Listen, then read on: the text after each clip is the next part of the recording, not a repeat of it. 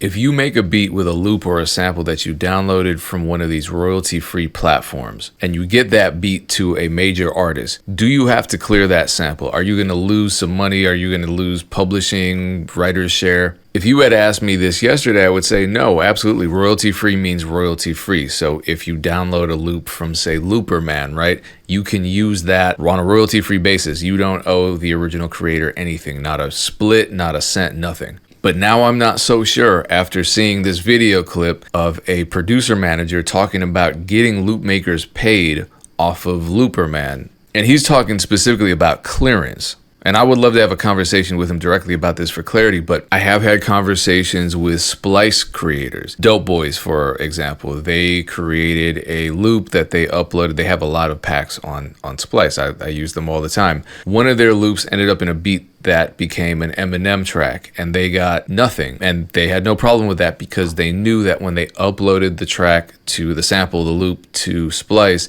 that it was going to be provided to all users on a royalty-free basis, completely royalty-free basis. That's why you have all these hit songs by Sabrina Carpenter and Bruno Mars and DJ Snake, a bunch of Marshmello, a bunch of big artists that come from Splice loops, or that contain Splice loops at least, and they don't have to pay those creators anything. The Splice creators get paid on a prorata basis based on the download credits. They don't get paid in royalties. They don't even get credit. So I watched this clip. Shout out to Producer Royalty. They are interviewing DJ Ice, and he's talking about helping his clients who are loop makers get paid properly for their loops when they get placed on big tracks. If the record comes out and they haven't even reached out or cleared it, that was a lot of my experiences, how I learned about doing sample clearance fees, because I used to help producers get paid off of Looperman, right? And I was like, wait a minute. What, Looperman, huh? So when I go to Looperman's terms, it's very clear that everything is royalty free. Granted, it's non-transferable, which means you can't download the loops from Looperman and then send those loops to another producer or sell them in your own packer. You can't do that. But you can create music, beats, whatever, and release them commercially without having to pay any types of royalties, which means no clearance. And it's made very clear here, the right to and to authorize others to register the copyright in the derivative works and copy, reproduce, edit, adapt, modify, remix, use, and otherwise exploit the derivative works and the loops solely as they are embodied in the derivative works in all formats and media, including in combination with other works such as, but not limited to, films, videos, computer games, commercials. It's basically a catch-all. Look at this.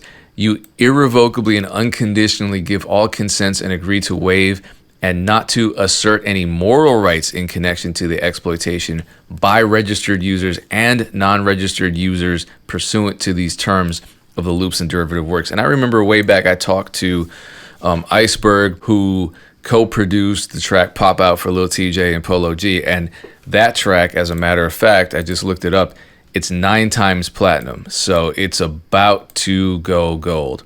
It's a big deal. And that started as a Looperman sample. So they got the main loop from Looperman.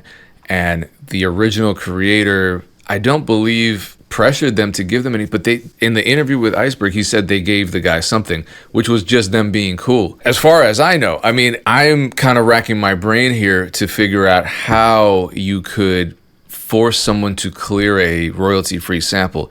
Except the one thing that I think could be at play here is that, and this happens a lot, unfortunately, I've heard it when I've browsed some of these so-called royalty-free samples. Obviously, when you upload samples to Looperman, they're supposed to be 100% your own work, right? The whole idea of uploading loops to Looperman is that other people can use them royalty-free. We are not interested in loops taken from commercially released tracks, samples from YouTube clips, from blah, blah, blah. The basic rule here is if you did not create the loop 100% yourself and you are not happy to share it royalty-free, don't upload it. Now, what if you fall into one of these categories where, say, you take a DJ Pain 1 loop and modify it a little bit, or don't modify it and just upload it straight to Looperman? Because there are a lot of dickheads out there that think they can do stuff like that because they don't understand IP law, because they don't read the terms and conditions, they don't take them seriously, they see this as a game, they think there are no consequences in the music business. And there are also people who might, I don't know, change their mind after the fact. Could that possibly be something that they could legally fight? I mean, I know it says irrevocable rights, which means they can't take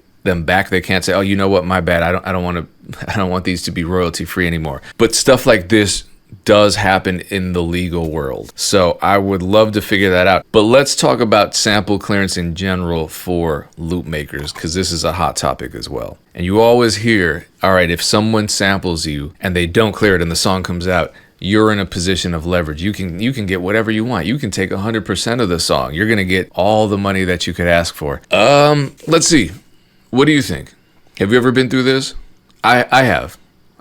DJ Ice, he's on producer royalty. Shout out to producer royalty. We got the leverage, right? So if the record comes out and they haven't even like reached out or cleared it, like that was a lot of my experiences, how I learned about doing sample clearance fees, because I used to help producers get paid off of Looperman, right? All those songs are already out. Yeah. You have all the leverage in the world, bro. That's why we get happy if a song comes out and no one's cleared it. Like the guys get super happy. They're like, they know what time it is. They're gonna get whatever they want. Most of the guys on our team, they're cool with like taking a song down and like living with that. They'd rather not have a song up rather than not getting paid what they want to get paid, because they want to feel good about it after. You know what I'm saying? A lot of these people do producer deals or song deals, and they feel like shit after because they didn't really stand on business.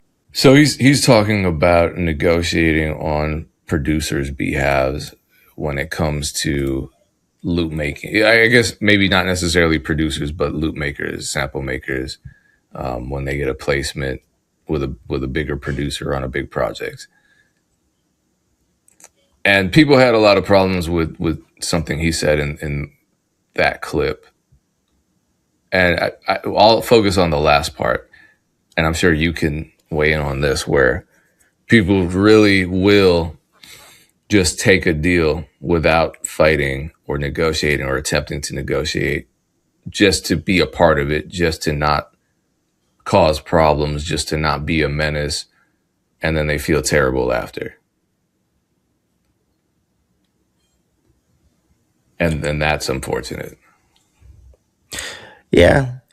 I mean, I think it's, we talk about negotiating all the time because I think it's a skill that just needs to be improved over time. And hopefully every negotiation you go through, you learn something new in terms of how to approach it, in terms of new questions to ask.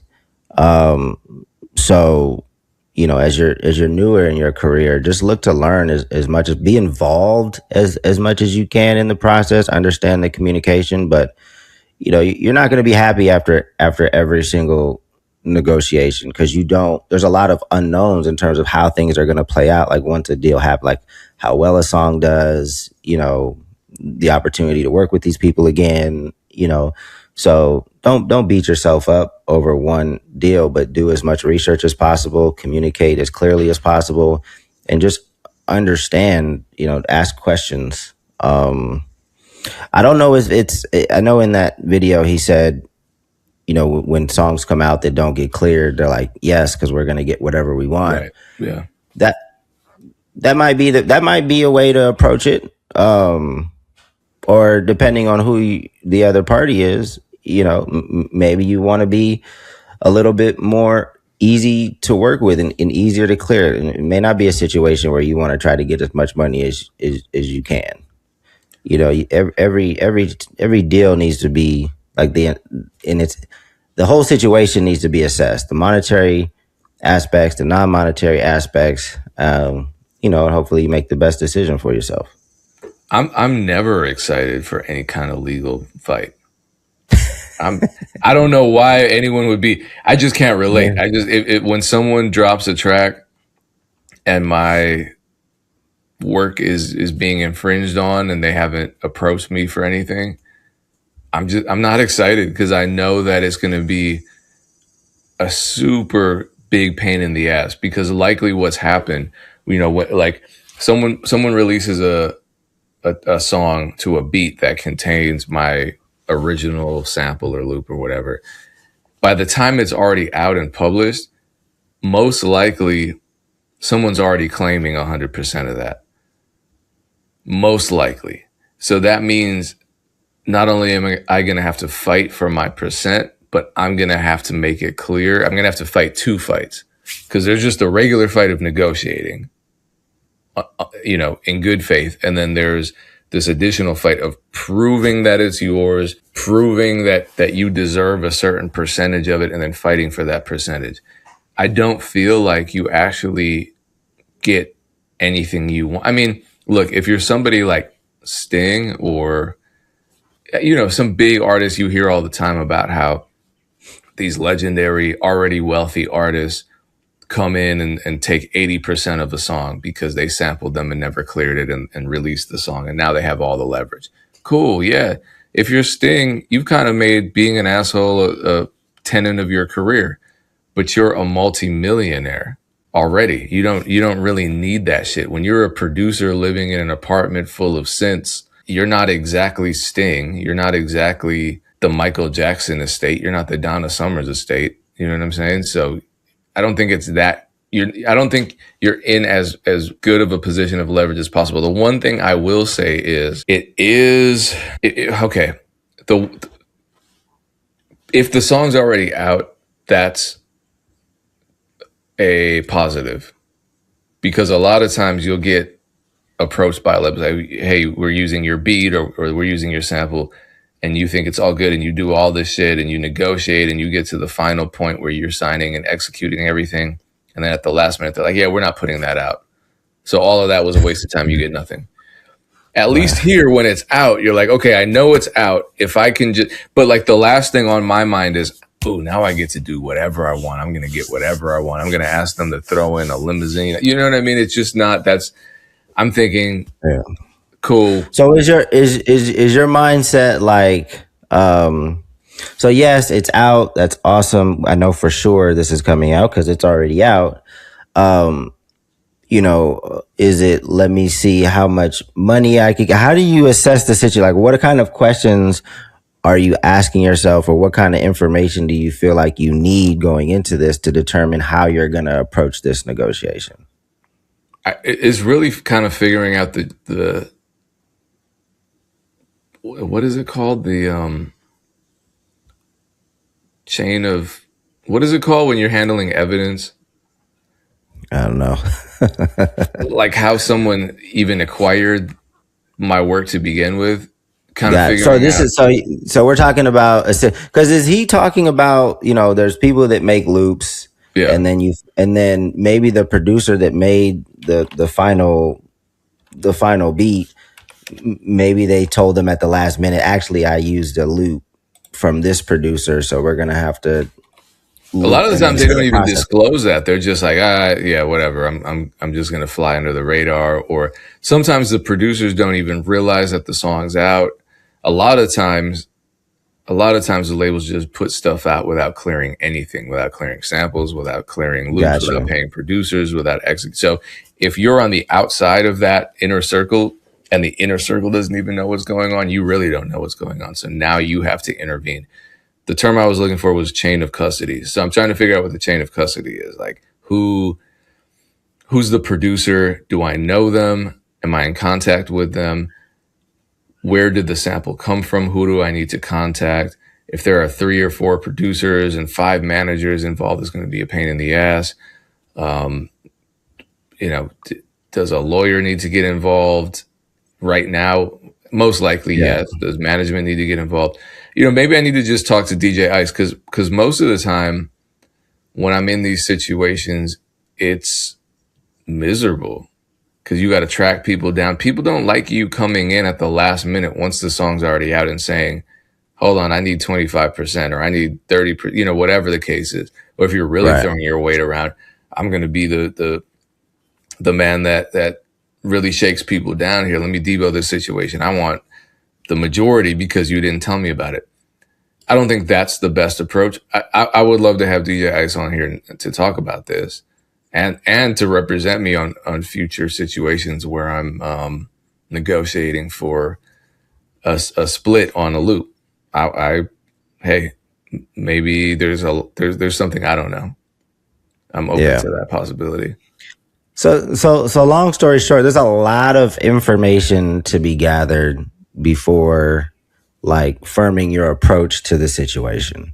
Yeah. And I can see, I mean, I've never been a part of this particular negotiation, this type of negotiation, but I could definitely see like you said, you called it chain of custody. I want to know how this came to be. Like, Yeah. was somebody trying to not call me and only realize at the very end, like, oh, we have to loop this person in? Was Yeah. there some kind of shadiness happening before I even got looped into the conversation? That might factor into how I play ball. Yeah. Who is the artist? Who is the label? Existing relationships, do they Yep. exist? Um, so so yeah, it's negotiations can get very, people think, oh, it's just negotiating, but you have to have somebody very skilled at negotiating on your team, in my opinion, especially once you get to a certain level, and somebody that can keep their emotions in check too. Yeah. Like the last the last thing you want is somebody that flies off the handle really easily. That's why it's just easy to just get a lawyer and say, all right, please handle this. I mean, for the Russ record, that was a sample that we made. That was easy. We just they offered one thing. We were like, nope. Got Cassandra Spangler to represent us, and next thing you know, we got a situation that we liked. For the Race Remmer, that was easy. That was, and we've covered videos from, the video about